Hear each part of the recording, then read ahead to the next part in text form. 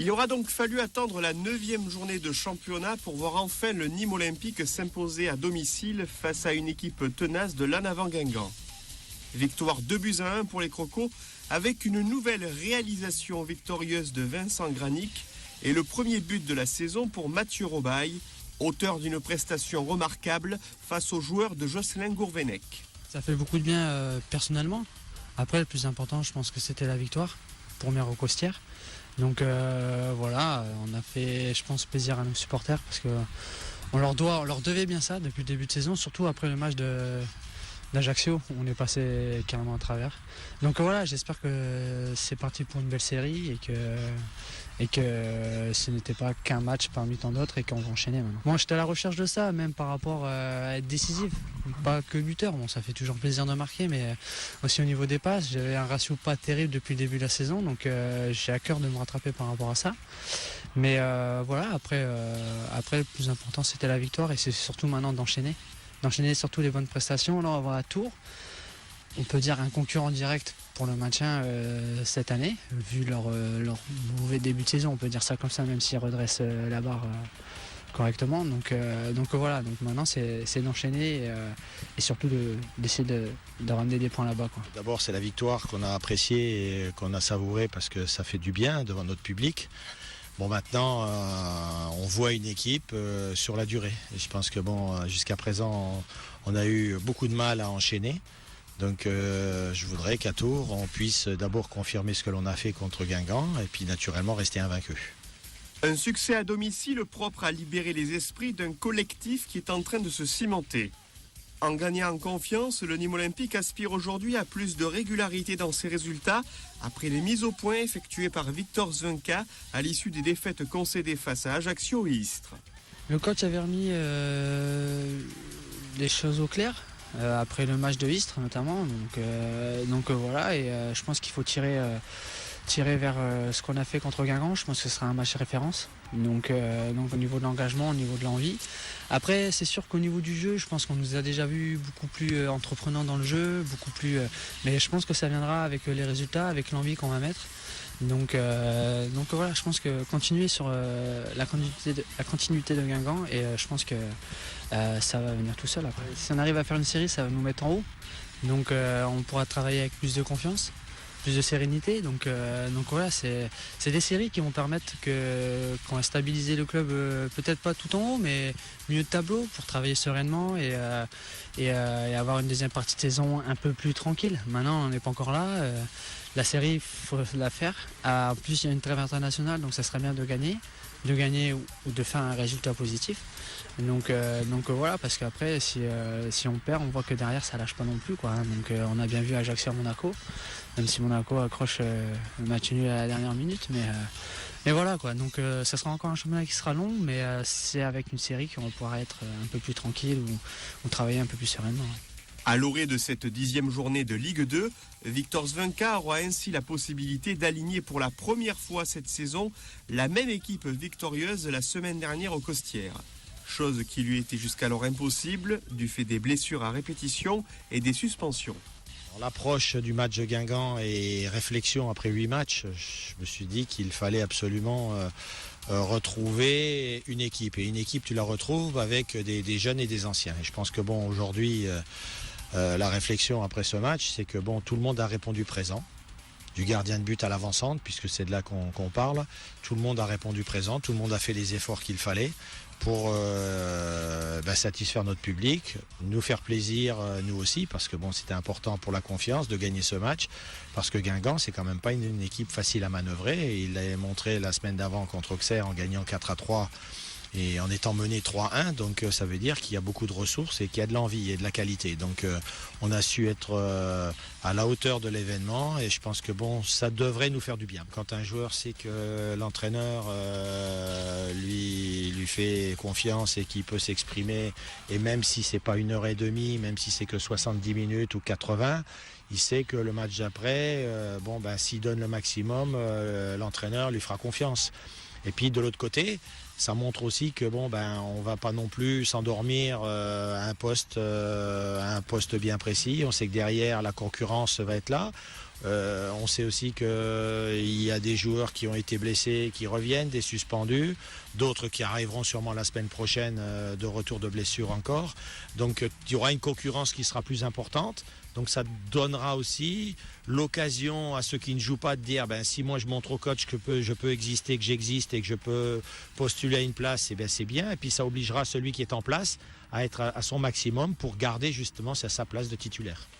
Une notion de concurrence souhaitée par Victor Zvenka qui a su trouver un juste équilibre entre la jeune garde nîmoise et les anciens cadres Croco, particulièrement efficaces face à Guingamp. Autre choix gagnant avec la titularisation convaincante de Salaheddine Sbahi, à l'origine du premier but nîmois vendredi dernier, et qui va apporter plus de concurrence sur le poste de latéral gauche, jusqu'alors occupé par Pierre Boubi. Quand j'ai demandé au président de le faire signer, de le garder, c'était aussi pour mettre un vrai arrière-gauche au poste, qu'on ait deux arrière-gauche pour si jamais il y avait une suspension ou une blessure. Donc il a su saisir sa chance. Je pense que son match a été de qualité. Maintenant, c'est aussi pour moi la réflexion. C'est qu'un match, donc aussi la réflexion de savoir si dans la continuité, il sera toujours là. Je connais un peu l'homme, je connais un petit peu ses qualités. Donc je sais que sur l'envie, sur la hargne, il n'y aura pas de souci. Après, c'est de savoir un peu sur le plan physique, est-ce qu'il sera toujours bien prêt pour assumer un deuxième match. Un deuxième match qui se présente demain vendredi à Tours, avec de fortes chances de voir la même équipe débuter la partie. Toutefois, le coach nîmois se réserve le droit de décider au dernier moment si Pierre Boubi reviendra dans le 11 de départ, éventuellement en remplacement de Jonathan Parpex, en charnière centrale de la défense des Crocos. C'est vrai que ma réflexion, c'est de savoir un peu, je laisse le groupe, je change par rapport à un poste. Alors c'est vrai que Parpex, jusqu'à présent, a fait, je dirais, à chaque fois qu'on lui a demandé au poste de milieu, au poste d'arrière droit, au poste de stopper, il a fait des remplacements, je vais dire, puisque c'est ça, son vrai poste c'est quand même milieu de terrain, des remplacements qui ont été satisfaisants. Voilà, donc maintenant à moi c'est de savoir, est-ce que dans l'approche de ce match de Tours, est-ce que je change pas, est-ce que je laisse la même équipe? Voilà, c'est un petit peu ma question du jour. Une question du jour qui nous permet d'évoquer le groupe convoqué par Victor Zvenka avec les sorties de Mohamed Ben Yahya et Romain Thibault en faveur de Mouritala Ola Ogunbiyi et Pierre Boubi de retour de suspension. Pas moins de 6 joueurs professionnels seront à la disposition de l'équipe réserve qui accueillera dimanche après-midi l'équipe de 7. Aurélien Bosch et Abdelmalik Sissane étant en phase de reprise.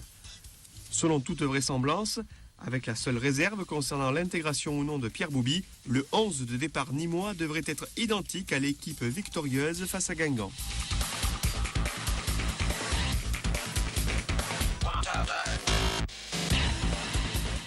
Ancrer des habitudes, renforcer les automatismes entre les joueurs et confirmer un fond de jeu. 3 paramètres essentiels pour le Nîmes Olympique, plutôt efficace cette saison à l'extérieur. Avec 2 victoires et 3 défaites, les Crocos sont la 5e meilleure équipe de Ligue 2 en déplacement. Toutefois, les hommes de Victor Zvenka devront se méfier d'une équipe tourangelle qui a réussi à sortir de la zone rouge après 8 journées. À la veille du match, l'équipe coachée par Bernard Blacard affiche ses ambitions. Avec un seul point de retard sur le Nîmes Olympique au classement, le Tours FC espère glaner sa 2e victoire de la saison à domicile, après celle acquise face à Auxerre il y a un peu plus d'un mois. Un concurrent direct pour le maintien que l'entraîneur nîmois considère comme n'importe quelle autre équipe. Je ne regarde pas derrière, je regarde devant. Je me dis qu'aujourd'hui, il faut continuer à emmagasiner des points. Même si on revient de Tours avec un 1-1 et qu'on prend un point, je serai content parce qu'on ne va pas non plus à chaque fois gagner à l'extérieur. Il ne faut pas non plus se tromper. Mais c'est vrai qu'on y va avec l'envie de gagner. Parce que quand tu fais ce genre de prestations, tu es dans la gagne. Et c'est ce que je voudrais qu'on comprenne. Et pas du tout dans la réflexion de se dire il ne faut pas qu'on perde, parce que si on perd, on va remettre un adversaire dans le truc. Non, ça, il faut l'éliminer. Il ne faut même pas y penser. Il faut juste penser à une chose, c'est gagner. Peut-être qu'on a besoin de se rassurer avec 2-3 victoires ou 2-3 résultats positifs. Et la sérénité, elle viendra comme ça, quoi. Donc continuer sur le match de Guingamp, à être niveau d'état d'esprit, être combatif. Et après, je pense que ça viendra tout seul. Et la sérénité, les résultats viendront après, quoi. De la sérénité et du calme dont devront faire preuve les joueurs nîmois face à Stéphane Jochem, qui arbitrera la rencontre au stade de la Vallée du Cher. En 19 matchs arbitrés la saison passée, dont 4 sur des rencontres avec Tours, M. Jochem a distribué pas moins de 73 cartons jaunes et expulsé 2 joueurs. Le Tours FC qui demeure un bon souvenir pour les supporters nîmois, la dernière confrontation sur le terrain des Tourangeaux se traduisant par une victoire 2-0 pour le Nîmes Olympique de Noël Tosi avec un doublé de Benjamin Mukanjo. Côté buteur, le Tours FC pourra compter sur Jérémy Blaillac, auteur de 3 réalisations cette année en championnat, au même titre que Vincent Granic côté nîmois. Une 10e journée de Ligue 2 qui verra le déplacement du stade de Malherbe de Caen sur la pelouse de Parsemin, où le FC Istres espère bien conforter sa 3e place sur le podium, à égalité de points avec Angers et le leader monégasque. Victorieux lundi soir d'Arles-Avignon, Auxerre se déplacera au Havre, une rencontre qui sera arbitrée par le Nîmois Nicolas Rainville. Samedi après-midi, Dijon aura un bon coup à jouer face à Angers afin d'intégrer le trio de tête de Ligue 2. Enfin, lundi soir, l'AS Monaco recevra à Louis II la Berrichonne de Châteauroux.